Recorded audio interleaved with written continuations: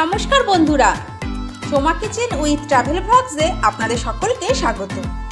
আমি ইন্দ্রাণী। আপনারা এখন দেখছেন পুরীর সমস্ত পর্বগুলি। আজকের ভিডিওতে আমি শেয়ার করব আমরা পুরীতে যে হোটেলে ছিলাম সেই হোটেলের ভিডিও এবং সেই হোটেলের সম্পূর্ণ তথ্য।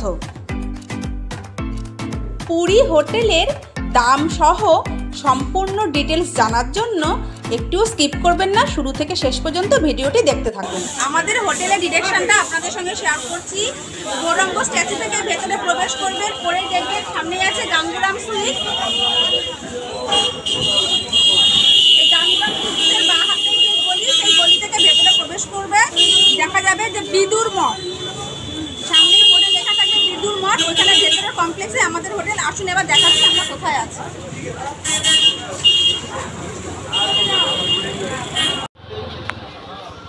গাঙ্গুরাম সুইটসের পাশ থেকে এই যে আমরা ভেতর দিকে চলে যাচ্ছি, এটাই সামনে আছে বিদুর মঠ।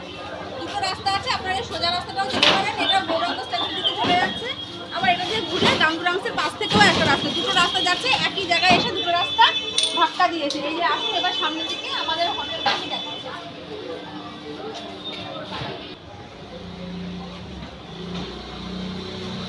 এটা তো লেখা থাকবে বিদুর মঠ। এই ভেতর থেকেই প্রবেশ করতে হবে।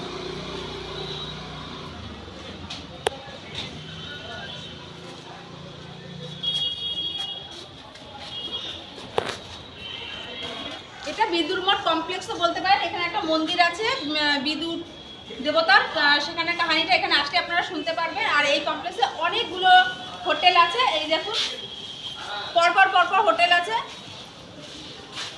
আপনারা এখানে এসে যে কোনো একটা হোটেল থেকে আপনারা আপনাদের রুম পেয়ে যেতে পারেন। আমরা যেই হোটেলটায় আছি সেই হোটেলের অফিসটা আপনাদের দেখাচ্ছি, আসুন।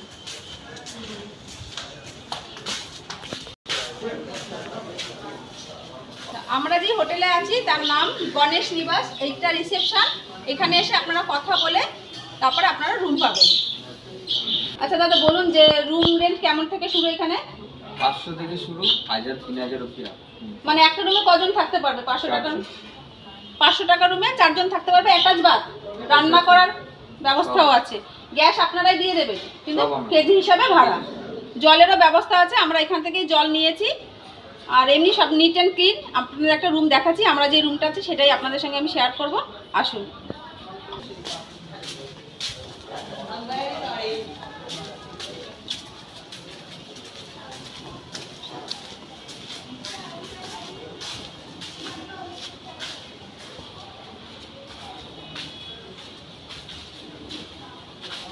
ওইখান থেকে বেরিয়ে এই মোড়টা থেকে এই যে বিদুর মঠের এই মন্দির মতন, এই যে একটা মন্দির, এই মন্দিরের সামনে থেকে আমরা এই ভেতর থেকে প্রবেশ করব। এবারে এই ভেতরে গলির ভেতরে প্রবেশ করবো, আসুন।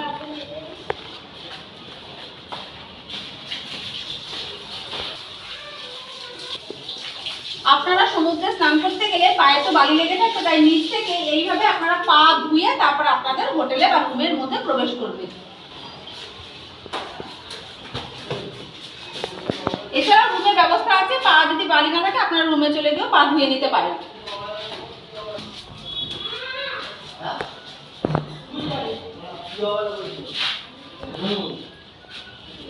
আমাদের রুমটা ফার্স্ট ফ্লোরে।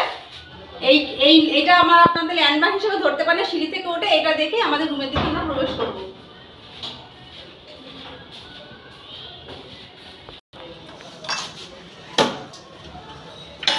আসুন এবার রুমটা আপনাদের আমি ঘুরে দেখাচ্ছি। রুমের ভিতরে ঢুকতে এখানে একটা বেসিন আছে, এখানে আপনারা হাত ধুয়ে নিতে পারবেন। নিচে একটা ডাস্টবিন দেওয়া আছে, সামনেই আছে দরজা থেকে ঢুকেই আছে ওয়াশরুম। এখানে ওয়েস্টার্ন আছে, অর্থাৎ কোমোড, আর জল আছে। শাওয়ারটা একটু খারাপ, তবু জল পড়ে। আর চেয়ার দেওয়া আছে এখানে, 3টে মোট চেয়ার, একটা টেবিল। এই জলের ড্রামটা ওদের এখান থেকেই কেনা।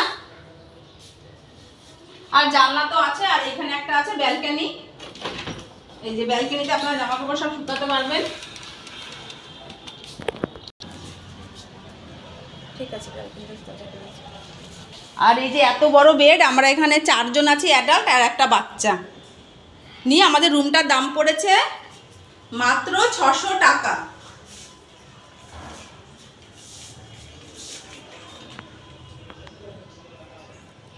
সব একটু অগোছালো হয়ে আছে, রুমের মধ্যে যা হয় সেরকম একটু সবকিছু অগোছালো হয়ে পড়ে আছে। এই রুমটার দাম পড়েছে আমাদের কাছ থেকে 600 টাকা। আমরা 4 জন আছি, অনেক বড় বেড, তার জন্য 600 টাকা নিয়েছে।